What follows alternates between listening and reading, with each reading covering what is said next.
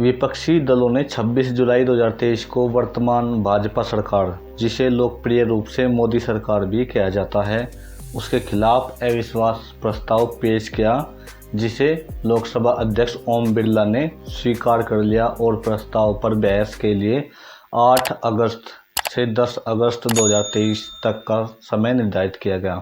आमतौर पर अविश्वास प्रस्ताव का लक्ष्य सरकार या मौजूदा पार्टी को हटाकर उसकी जगह लेना होता है, या होना भी चाहिए।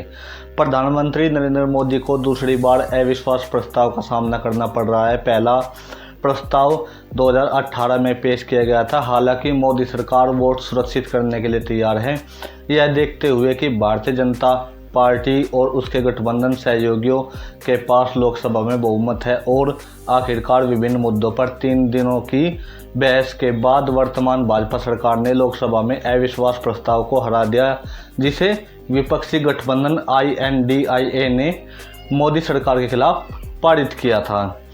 क्या है अविश्वास प्रस्ताव? जब लोकसभा में विपक्षी दलों को लगता है कि सरकार के पास बहुमत नहीं है, या सदन में सरकार विश्वास मत खो चुकी है, तो वह अविश्वास प्रस्ताव लाते हैं। इसे नो कॉन्फिडेंस मोशन भी कहते हैं। भारतीय संविधान में कोई विश्वास या अविश्वास प्रस्ताव अनुच्छेद नहीं है। हालांकि संविधान के अनुच्छेद 75 में यह कहा गया है कि केंद्रीय मंत्रिपरिषद लोकसभा के प्रति जवाबदेह है, अर्थात इस सदन में बहुमत हासिल होने पर ही मंत्रिपरिषद बनी रह सकती है।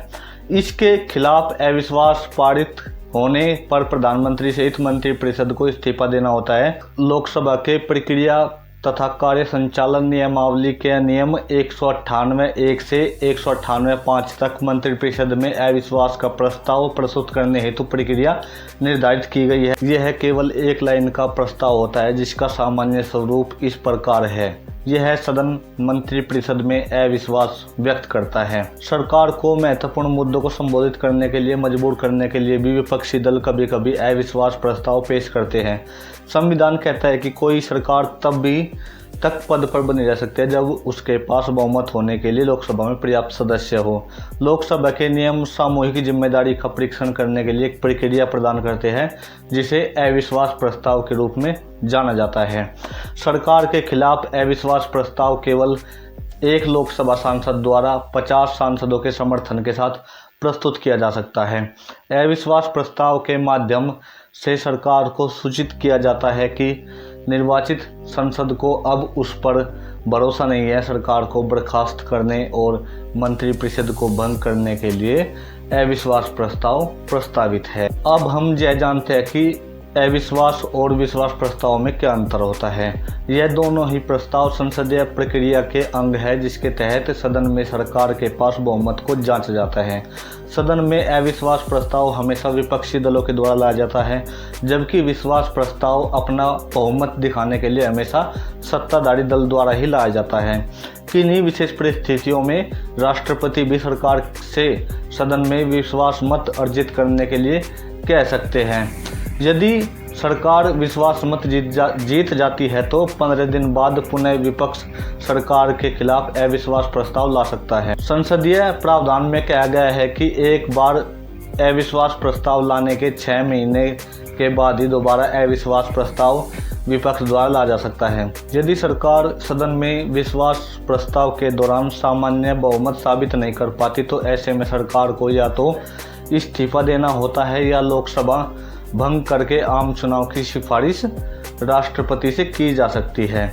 इसके बाद यह राष्ट्रपति पर निर्भर करता है कि वह नई सरकार को आमंत्रित करे, अथवा ऐसा संभव न होने पर वर्तमान सरकार को ही आम चुनाव संपन्न होने और नई सरकार बनने तक कार्यवाहक सरकार के तौर पर काम करने को कहे। इतिहास के आईने में अविश्वास प्रस्ताव।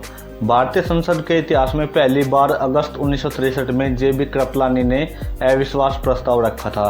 तब तत्कालीन प्रधानमंत्री जवाहरलाल नेहरू की सरकार के खिलाफ रखे गए इस प्रस्ताव के पक्ष में केवल 62 वोट और विरोध में 347 वोट पड़े थे।